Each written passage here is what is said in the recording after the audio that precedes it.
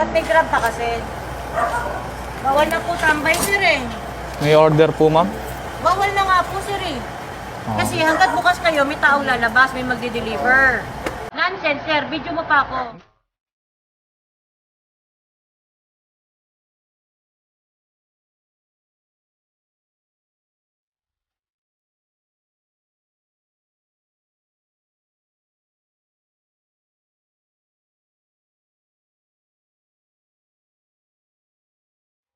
Hindi niyo ba naiintindihan?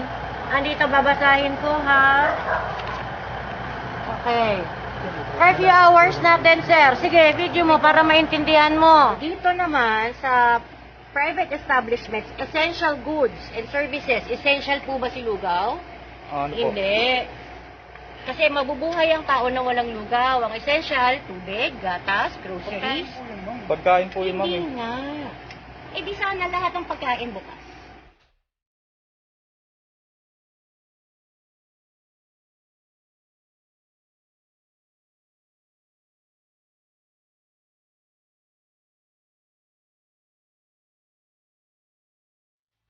Ang po pwede lang, provision of foods and essential.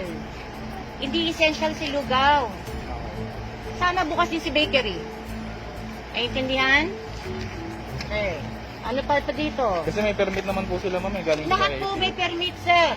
na Lahat may 24 permit. hours po sila, allowed po May sila mag-open. ni-implement kasi tayo na curfew hours, sir. Hindi po essential si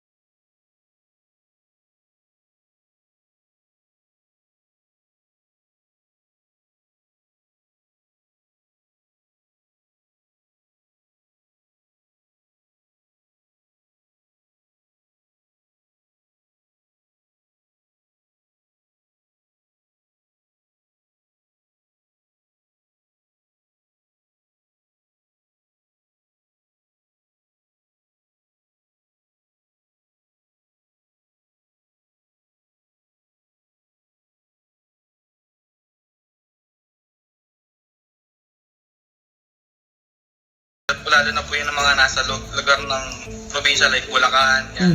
Hindi po sila ganun ka-knowledgeable pagdating po sa grab food sa generation po ngayon. Sana po, yung implement po ng IATF, DILG is sinusunod po ng LGU.